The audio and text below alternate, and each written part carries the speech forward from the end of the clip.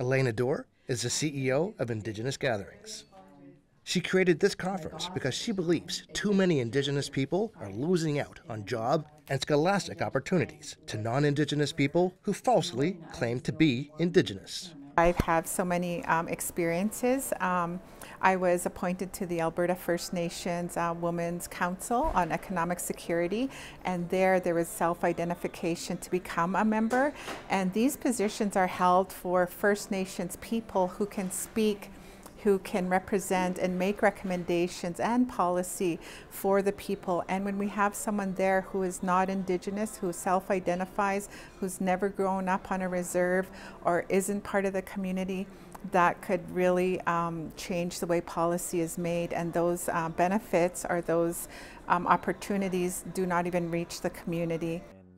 Andre Bear is a Plains Cree advocate for inherent and treaty rights. He's working on his doctorate in law, and he spoke at the conference. Bear says he experienced firsthand how spots intended for Indigenous students go to others instead.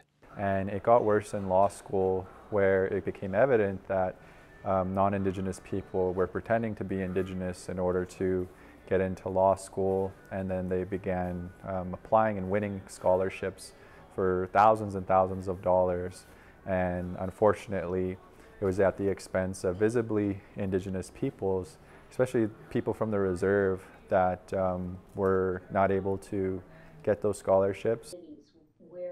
Jean Taye is a Métis lawyer who specializes in Indigenous rights law. She spoke on video conference about how self-identifying as Indigenous is not enough. She says schools, employers, and government must do more to combat the problem.